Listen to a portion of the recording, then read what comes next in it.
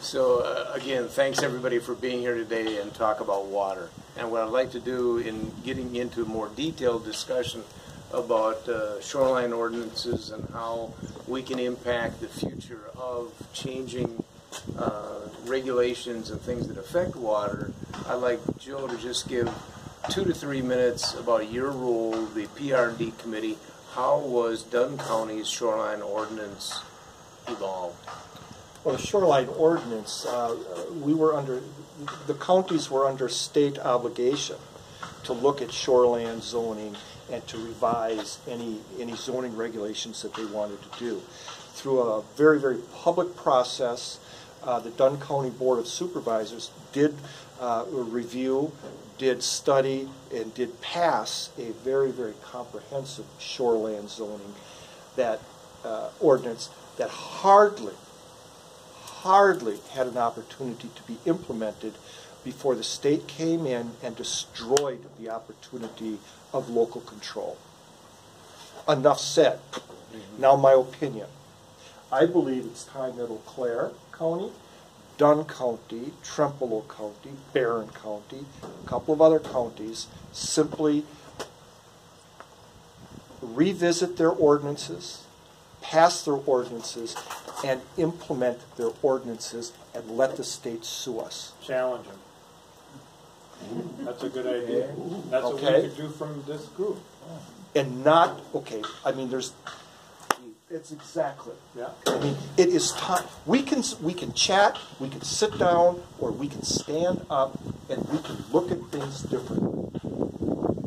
I like that approach. That's what we did with the living wage ordinance. Can we jockey that so we go to federal court? Because once you start going into court, yeah. Well, okay, yeah, on the because environment, it's a federal law of clean water, and if you get in the federal courts, yeah, but the shoreland protections are state. okay. So let's not get too carried away. There's some connection, and I don't know the details, because you have the EPA involved in mandating these TMDLs, total maximum daily load requirements, and those were years in the making. I think for the Red Cedar Basin, it took something like 8 years to be able to develop that plan before it finally got approved by the EPA. Yes. It was approved 2 years ago, and now we're in this slow process of an implementation plan to make it happen. And those are connected to things like our conference for education that we have at Stout every year, and the county ordinances. So somehow we should be able to connect this back to the federal, the EPA Clean Water Act and say, this isn't working. We have no enforcement. I live on the banks of Vance Creek. Vance Creek is a Class A trout stream. I've lived there for 6 years, and in the last 2 years, I have literally seen that trout stream degrade. We have a farmer up north who happens to be the former chair of the Republican Party. He happens to be the chair of the Farm Bureau in Dunn County. And his property that he expanded into corn so he could expand his herd is affecting that trout stream. That trout stream goes to the Hay River. It goes right down past here. Over there. Over there. Yeah. We're going to visit that. We're going to visit that. I want to have a short discussion, a little more here, and then I want to walk us down to the boat launch that is no longer available to people because of the sediment infiltration. I just want to add one thing, Dick. Yeah. When Joe talked about how you do the right thing at the state level, but then elections have consequences, right? And you saw that. How I know Dick is when I was in the legislature, we started chipping away at passing good legislature, good laws to start addressing these issues, whether it be fertilizer. Yeah, it started with my involvement in, as you said, the good legislation that we had was years ago. This is talking about 6 to 7 years ago, taking phosphorus out of lawn fertilizers across the state.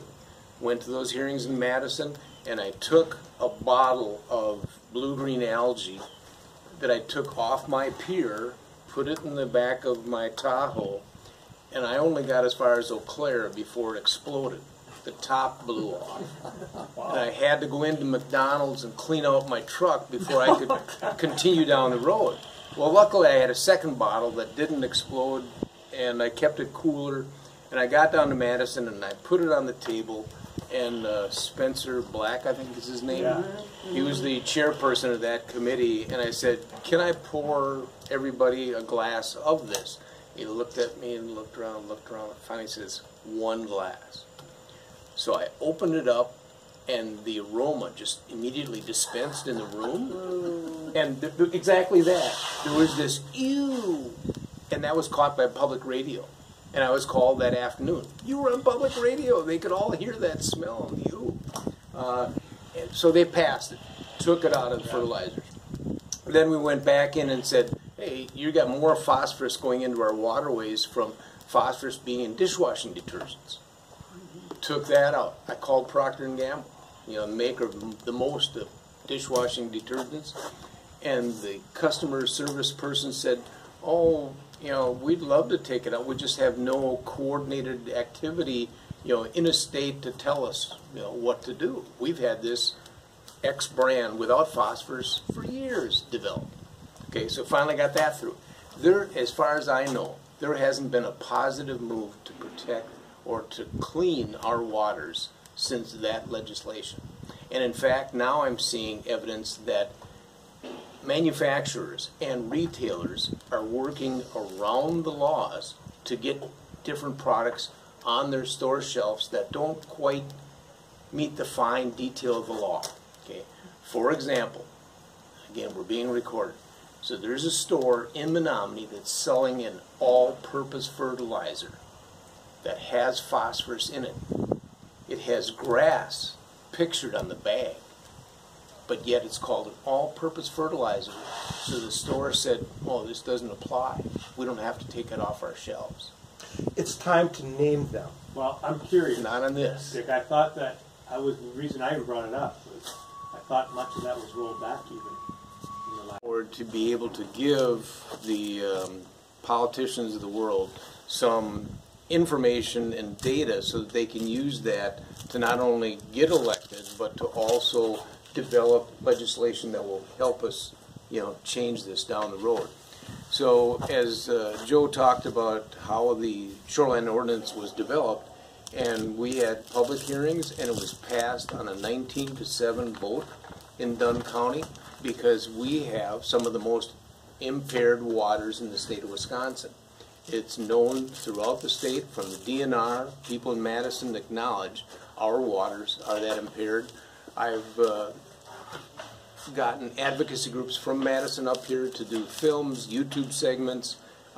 Yesterday, or 2 days ago, I just had 3 professors from UW-Whitewater up here testing air and water samples in the lake. And air is significant because that hasn't been done to any great degree. It was done something like 6 or 7 years ago, but for some reason the information was, again, quelched, not brought forward in any meaningful way. So now hopefully this group, because they're on a federal grant, will get the information published, shared, and brought out. So we're working towards getting information to the general public, because as you had said and others have said, it doesn't do any good to talk to a lake association. It doesn't do any good. I'm finding it's not doing any good to talk to lake residents, because they're living it. They know it. They want to have change. But yet the general populace, if there's 45,000 people that live in Dunn County, there's only something like 1,500 to 2,000 people that live on the water. So we have to tie this to something that's bigger than looking and smelling at the green and the blue-green algae. And we haven't found that yet, but we're working towards that. What kind of things have you looked at or considered? Well, the conference is the biggest one, the most positive thing that we have going so far. It's grown from 200 people to last year 418 people. It's grown from having 50 farmers to somewhere around 80 farmers this last year and attending continuously and having good coverage. Yeah, and good discussions. But yet I'm still talking to people that are only 100 and some miles away and they've never heard of the conference. So we've got to do more, keep growing that, keep building that, because again, if you can get people besides like us that are understanding it and talking the same way, the same language, we need the farmer that is from the Farm Bureau and is from the seed company and all these other groups to sit at a table and say, that water out there isn't fit for use. What can we do about it? You know, so really have been working hard on keeping away from the blame game of, you know, this is the group of people or this is the industry that is creating that out there, with looking at here's what causes it. And it just comes down to the root cause of there's too much phosphorus being put into those waters. And it comes from probably 10 different ways, and if we can find how to selectively look at this one of those 10, and find action steps that will reduce the phosphorus there, then we can start looking at the next one, the next one, next one. So far, the most helpful has been the institution of farmer-led councils. They have 4 farmer-led councils now in northwestern Wisconsin. Again, it's organized and led by the farmers themselves. On these farmer-led councils in northwestern Wisconsin, they are in fact coordinated through the land and water conservation departments of each of the counties.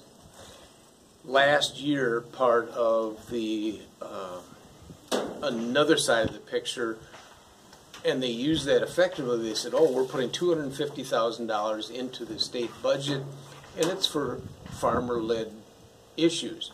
Well, what they now call it is producer-led councils, and there's no connection with a governmental agency.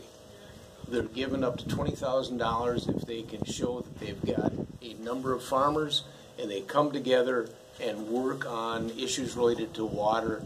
But again, there's no results required, no testing required. They have this program that allows the grants and to work on water-related issues. So that's something we have to deal with, because some people will say, hey, as long as they're working on water issues, let them go, let them work on it. It's a plus.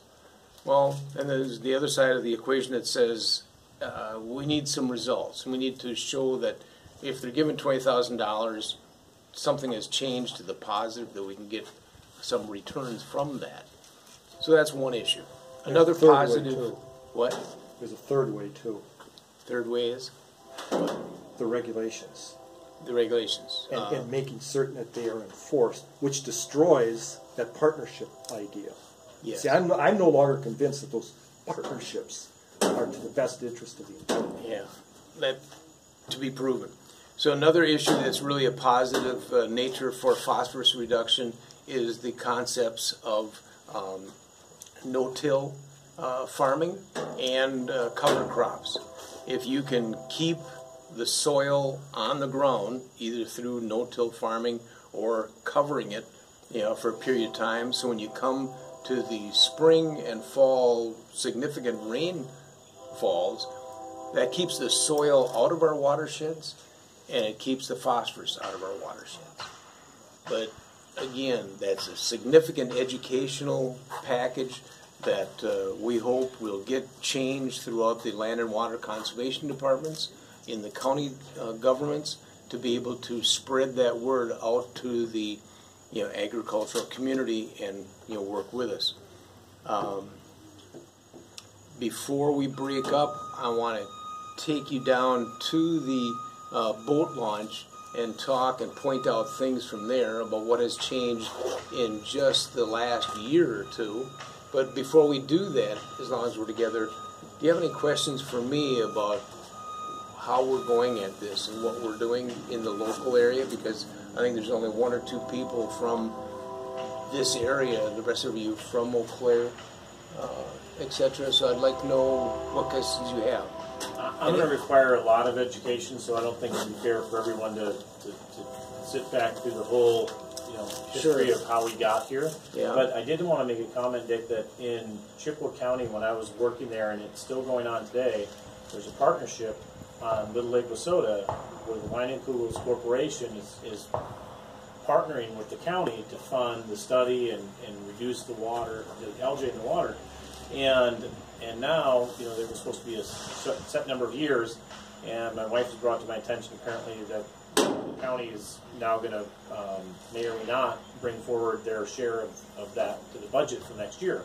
So I would just mention to you that as you look at the land and water conservation teams in the different counties, that to pay attention to their budgets and see if they can have these public partnership agreements in place where we can share that load, the taxpayers and the industries that are affected, because it's not just the business or producers, they still live here, right? They live in the community, they benefit, they have employees here, they all live on Lake Wissota or Lake Monona or whatever.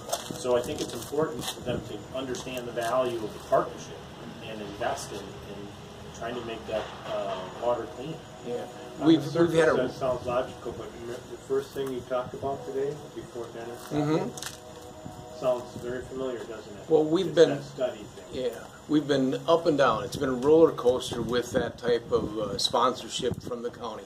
So last year's budget, they actually put $100,000 into the budget and earmarked for working on water quality issues.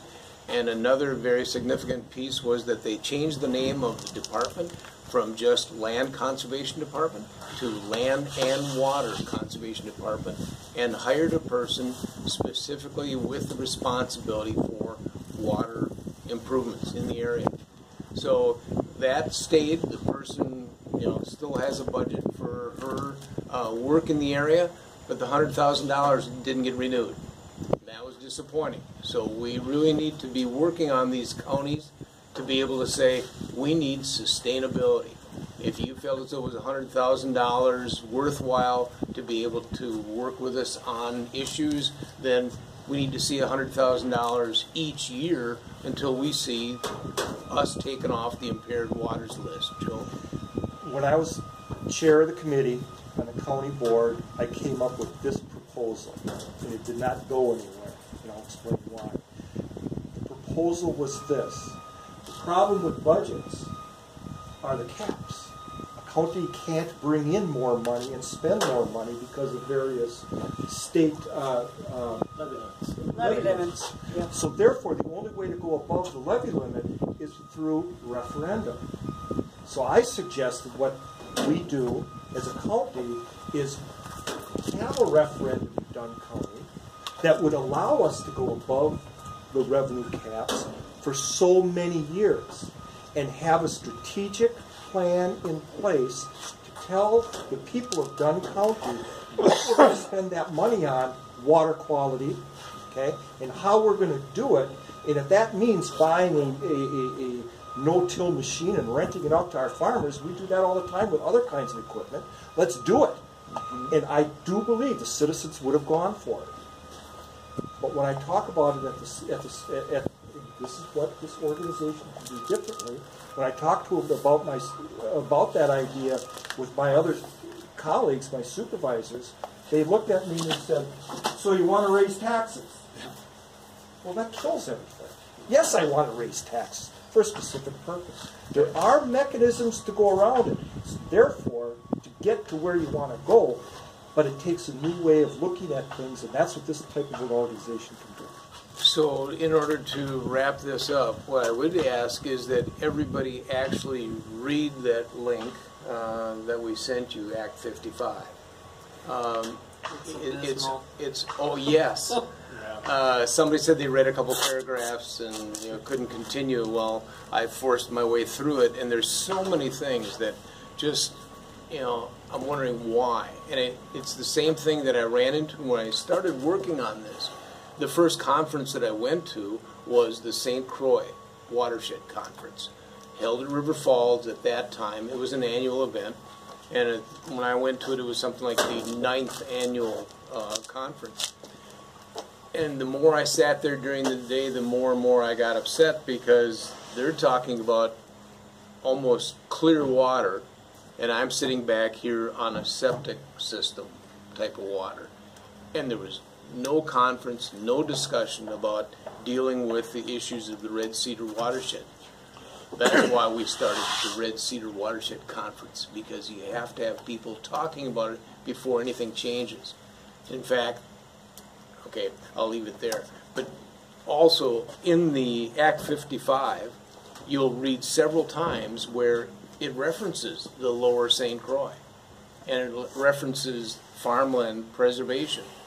So why do they have this special exception that they can keep their ordinances for that, or farmland preservation can keep ordinances for this, but yet they're going to let us live on contaminated water, so toxic that my 2 granddaughters cannot come to my house and use our water during the summer. I moved up here from the Milwaukee area 8 years ago and built a house on Tainter Lake, expecting to be able to have my boat and my son's boat and my 2 granddaughters out there in front of me. Now I drive an hour and a half up to Polk County so that I can see my granddaughters on my son's new property. It's just like in a familiar story for people in Menominee, Tainter area. They buy other property somewhere else on cleaner water, okay? It's just something we don't have to accept.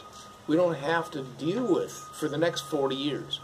These issues, I went to school here at Stout, graduated in 1970, and I know from everything I've been able to pull together, the blue-green algae, the actual blooms and the health, the impairments, the toxins started in the mid-70s. So we're now on 40 years that this area has had to deal with it. And from my other research is basically the city, the county walked away from it. They said, oh, it's always been that way. There's nothing we can do about it. That's all I heard when I came to town. And they, in fact, instead of keeping Wakanda Park as a beach because it was contaminated so often, they built a water park up in the park. So that took care of the issue. The kids didn't have to worry about going to a place to swim anymore. Okay? No funding, no other research. But we're now finally starting to make some change from the conference happening. People are, again, initiating discussion and talking in Menominee to say, hey, there is something we can do about it. We can make change. But it's a matter of groups like this and other groups getting together and say, what can we do and make it happen? So now with that, let's move down to the boat launch so I can point some things out. Let me ask you one question. I think when you're talking about this, you're really showing the strength of a local law. When we passed that ordinance here in this watershed, it was a major ordinance. It was a major step. And the state took local control away. That's a very broad subject.